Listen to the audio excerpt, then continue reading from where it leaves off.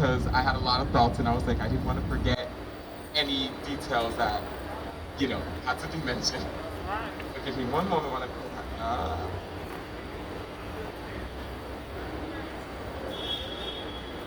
Okay, so when I was thinking of writing this speech, I took into account that a lot of other groups that protest, they don't put enough effort into the deaths or the harassment or anything that happens to Black, trans, and queer people.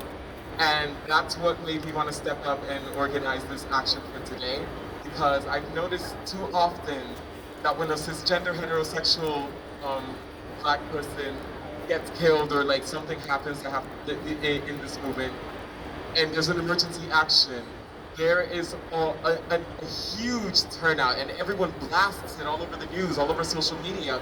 But every time we hear about a Black trans woman killed, harassed, or anything like that, it's just on a random page, and like I never see it again.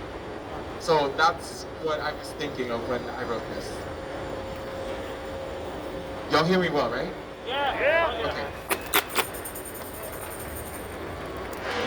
This goes out to other organizers in the Black Lives Matter movement and heterosexual cis men of color. It is important to address the problems with the NYPD, systemic racism, and classism. However, it is also important to understand that unity is not only necessary, it is inclusive. Unity includes all.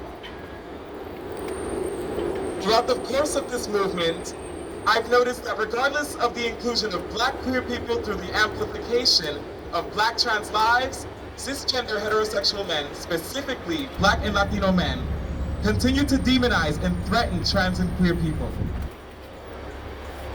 I've also noticed that organizers of actions consistently fail to include Black trans and queer people. They urge us to show up and show out for people like Daniel Prude and Jacob Blake, but stay quiet and turn the other cheek when a Black trans woman is harassed, beaten, killed.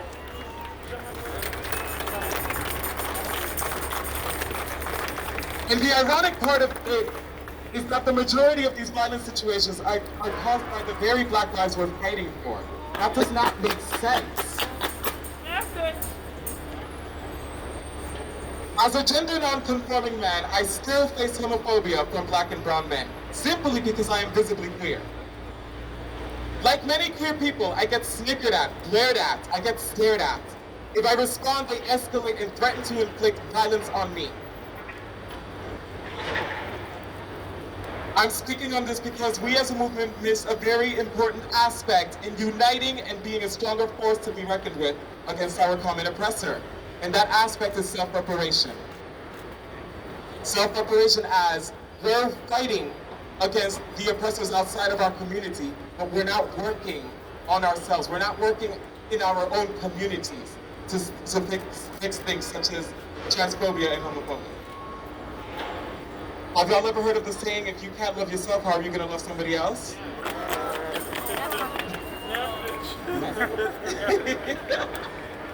That applies to this movement as well.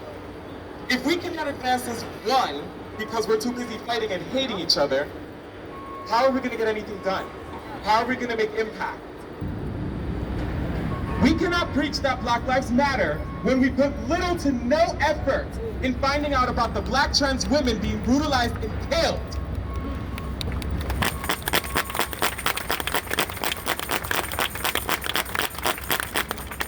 We, as people of the African diaspora, cannot demand reparations, justice, or freedom when we consistently fail to repair the emotional, psychological, and physical damage we cause to our own. How many more Black and brown queer people have to be brutalized and killed by cisgender heterosexual people before we finally wake up and do the work? How many more? Black trans women are still taking the most damage out of us, despite being among the first to fight for the freedom of all. It's great to feel the love and acceptance from other protesters of the movement. I truly appreciate you guys. I've never felt so empowered in my life. Believe me, I appreciate you all for that. But when the work is done for the day and queer people go back home, and specifically me to the hood, what do we experience? We experience the same homophobic, transphobic, machismo-charged bullshit we experience by the very people we fight for day in and day out. This, as well as colorism, needs to be addressed not only in downtown Manhattan, but in undercared communities like Harlem and the Bronx. Yeah. This has to fan out. It cannot just be downtown.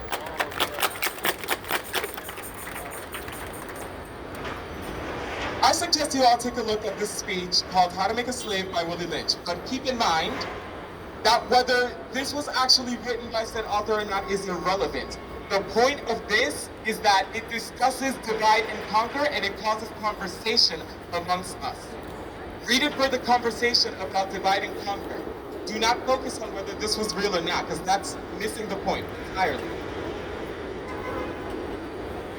To other organizers in this movement, I leave you with this. You will rarely see the brutalization or death of a black trans woman on the front page of the news or the main post on your social media newsfeed. When I say you need to do more, it means hop on a search engine and dig for the information.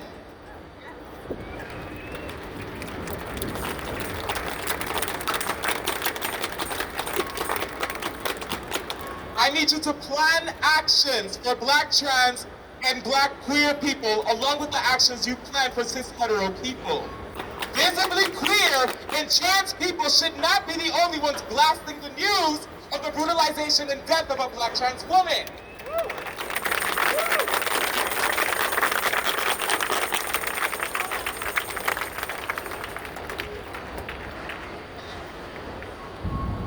And to my black and Latino male oppressors, I leave you with this. In order to grow, thrive, and be stronger in this movement, you need to step out of your comfort zone and get to know the LGBTQIA+ community. Yes.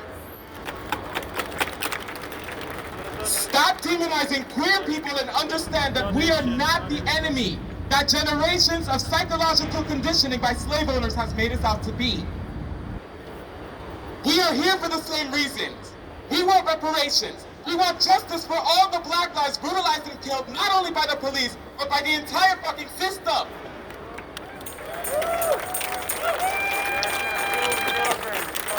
We want the oppressive system that has kept us deeply divided for so long dismantled.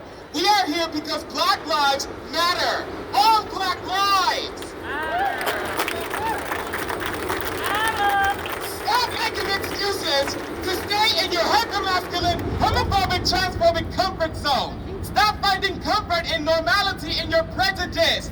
If you are really about this movement and you want to see change, you need to band with us and fight with us, not against us.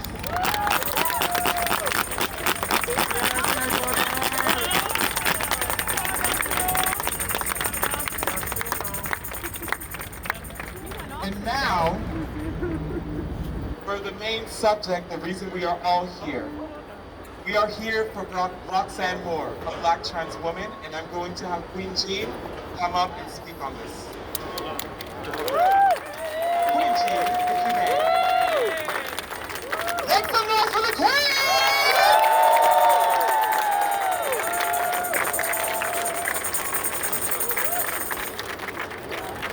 Hey y'all, what's going on? Hey y'all, what's going on? How's everybody feeling on this Friday? Y'all feeling good? Are y'all ready to fight today? Are y'all ready to demand justice today? Justice for Roxanne Moore! Justice for a black 29-year-old trans woman who was almost killed to death. Shot by the state in Philadelphia.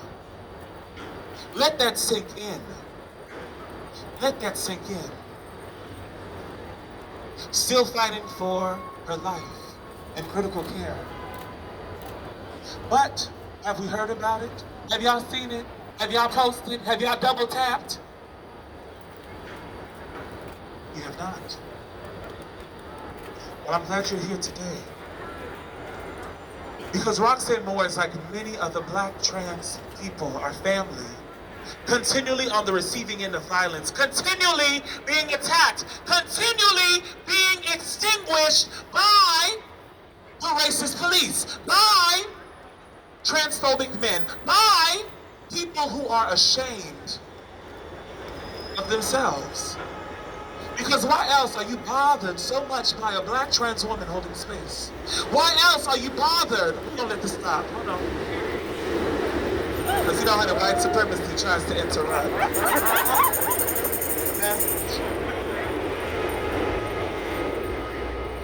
But in all seriousness, we have seen time and time again this entire movement. Yes, we are here to galvanize for Breonna Taylor. Yes, we will demand justice for Jacob Blake. But when a black woman is shot 16 times, it should be our business. We should be running out in the streets demanding justice.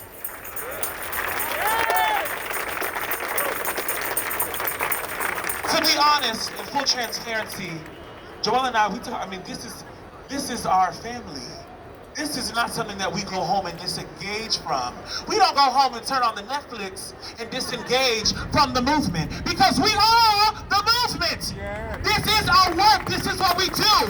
We are here fighting and advocating for black life, black trans life, black queer life, black non-binary. We don't get to go home and stop being black. We don't get to go home and stop being trans. We don't get to go home and stop fighting. So why do you?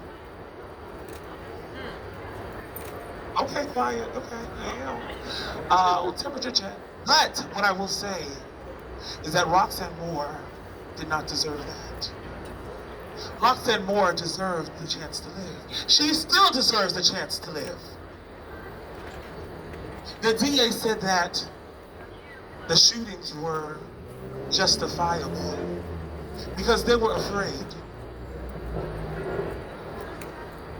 Yes, there's video, yes, there's content, but I don't understand. Trying to kill a black woman is not justifiable.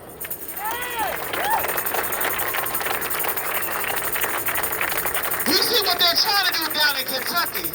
They're trying to justify for racist police extinguishing a black woman's life in her own home. It's justified. So they can give the family a little severance package and move on. We are not moving on. We will demand justice. We are demanding justice for Roxanne Moore. Roxanne Moore is a 29-year-old black, beautiful trans woman. Not all of us have a magical transition. Let me be very clear. My transition, her transition, is none of your goddamn business. How we do it, how it looks, you are not going to be the barometer. You do not get to gauge what a trans woman looks like. You do not get to gauge the severity of how she feels. You do not get to gauge how a woman shows up in this world. And you will not.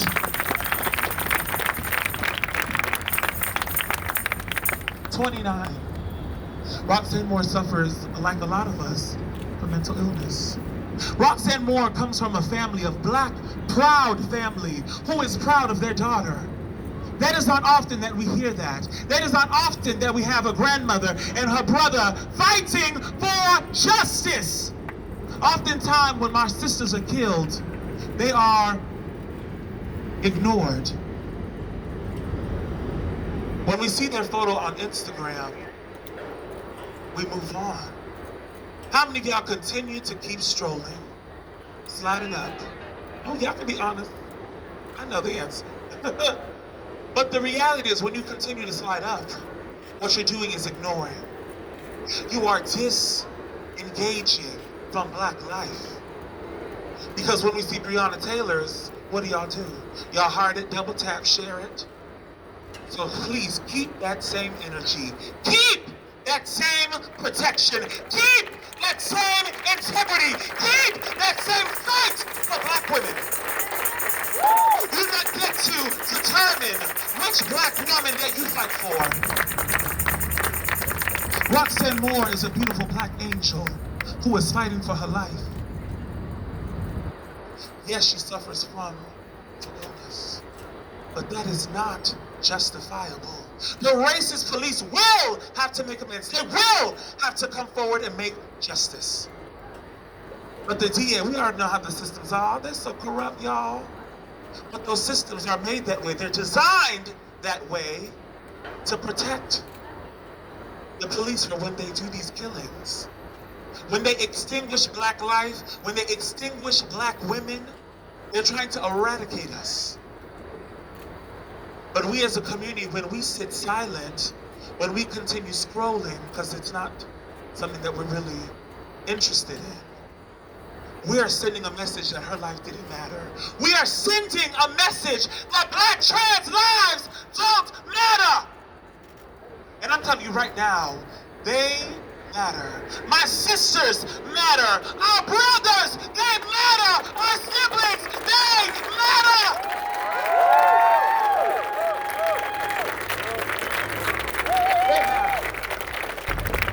They matter because, honey, just like you, they too are black.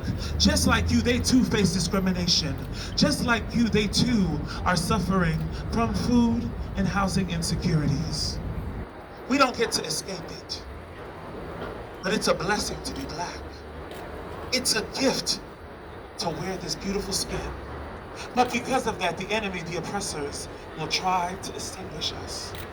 So I ask, when you come out into the streets, and especially for the other organizers, because I know that we all have commitments. We all have responsibilities and agendas that we are focusing on. But darling, if we're not focusing on black women, like so many love to say, then who are you really focusing on? Who are you really here fighting for? Who are you advocating for? Who are you marching for? Who are you protecting? Is it black women? Is it Roxanne Moore? We're gonna let them stop, honey, because you know, we ain't gonna get interrupted by white supremacy.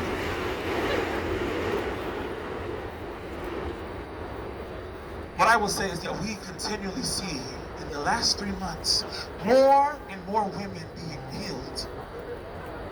And it's not happening down here in Oklahoma. It ain't happening in Grand Rapids, Michigan. It's happening here in the Bronx, in Harlem, in Philly, in DC.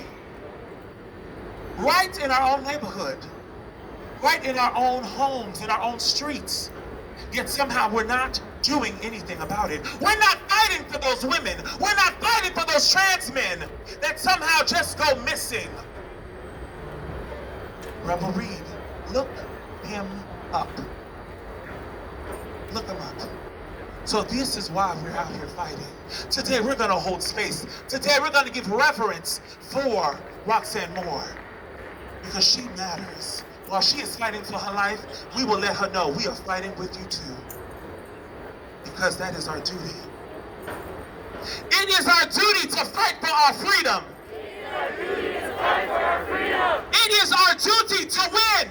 It is our duty to win. We must love and support each other. We must love and support each other. We have nothing to lose but our chains. We have nothing to lose but our chains. We have nothing to lose but our chains. We have nothing to lose but our chains. So are you going to stay here shamed and shackled, or are you going to get up and fight? When trans women are under attack, what do we do? Stand up, fight back. What do we do? Stand up, fight back. What do we do? Stand up, fight back. What do we do? Stand up, fight back. What will you do? Stand up, fight back. What are you going to do? Stand up, fight back. What will you tell somebody else to do? Stand up, fight back. Oh, okay. We love to hear it. We love to hear it.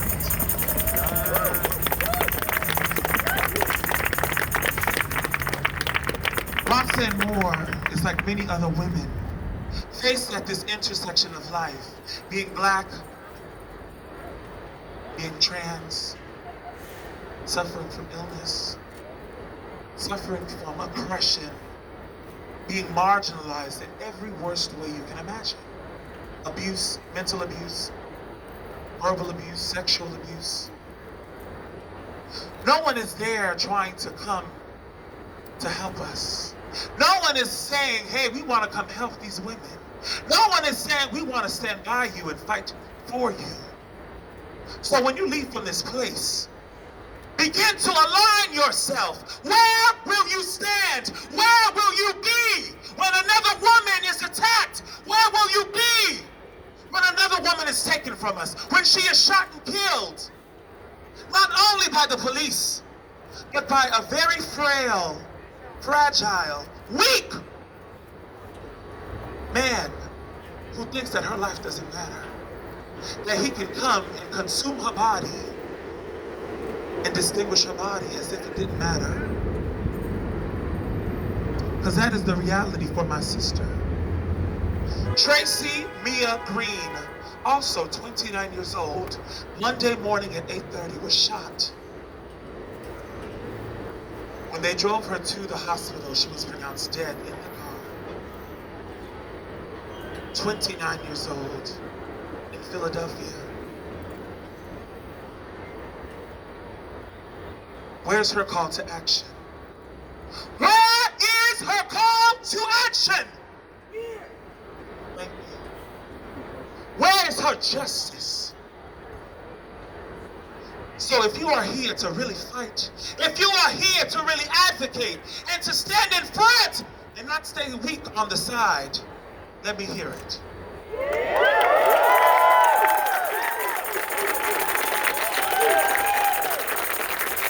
My name is Queen, and I thank you for being here. I thank you for fighting with us.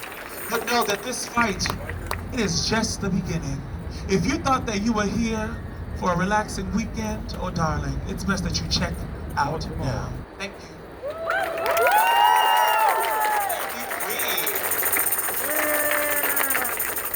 Our next speaker is going to